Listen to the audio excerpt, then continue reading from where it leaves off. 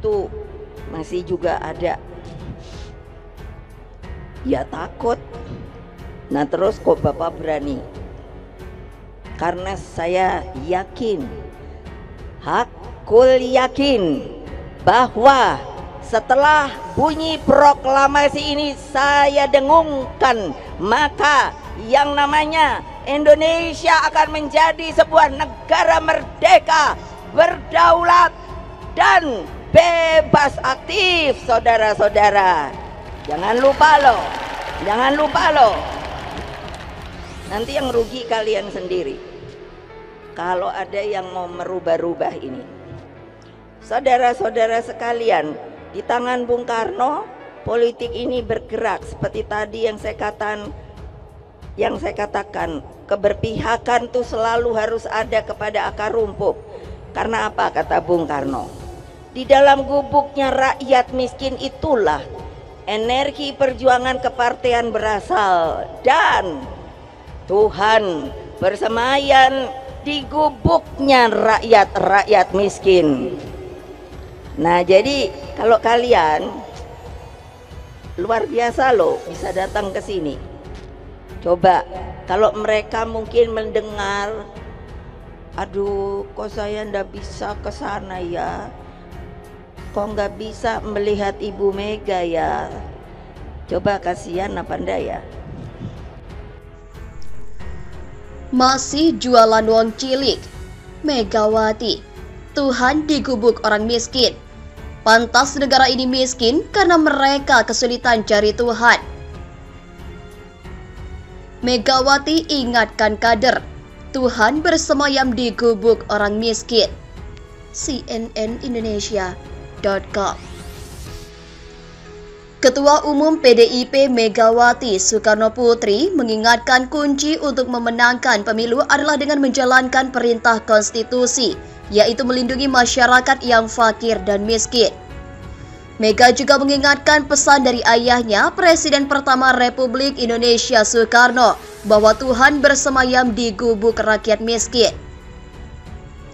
Hal itu dia sampaikan saat berpidato di puncak perayaan Bulan Bung Karno yang digelar pimpinan pusat PDIP di Stadion Utama Gelora Bung Karno, Senayan, Jakarta, Sabtu 24 Juni.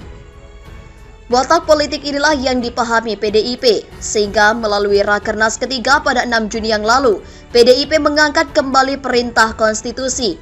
Ingat, perintah konstitusi, ingat perintah konstitusi, kata Mega. Bahwa fakir miskin dan anak terlantar dipelihara negara, itu yang nanti jadi pegangan kita supaya kita menang kembali, lanjutnya. Menurut Mega, amanat konstitusi itu juga sejalan dengan prinsip Presiden pertama Indonesia Soekarno. Mega menyebut Bung Karno memandang politik itu bergerak ke bawah. Di tangan Bung Karno politik itu bergerak ke bawah, ingat ke bawah, ke rakyat yang saya sebut sekarang akar rumput, tuturnya. Dia pun menjelaskan alasan politik itu harus berasal dari akar rumput, yaitu karena akar rumput tak akan pernah bisa dihilangkan. Karena apa? Ini ada rumputnya, ditutupi, nanti kalau dibuka dia cepat bertumbuh kembali. Jadi akar rumput itu tidak bisa dipunahkan, saudara-saudara, ucap Mega. Mega juga mengingatkan kadernya akan pesan Bung Karno bahwa Tuhan bersemayam di gubuk rakyat miskin. Kata Bung Karno, di dalam gubuknya rakyat miskin itulah energi kepartaian berasal, dan Tuhan bersemayam di gubuknya rakyat-rakyat miskin, katanya. Berikut adalah beragam komentar dari warganet.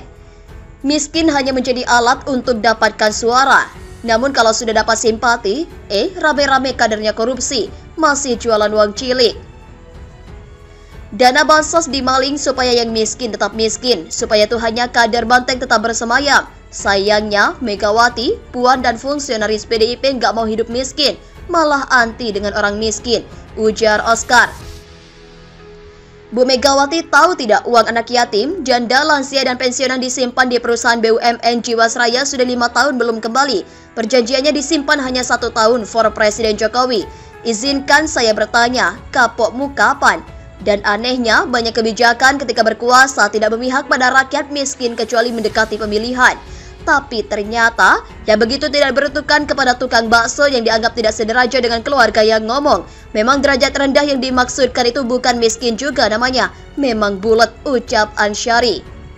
Ini semua kan golonganmu. Ocehan penjajah wong cilik, memang Megawati pernah hidup miskin.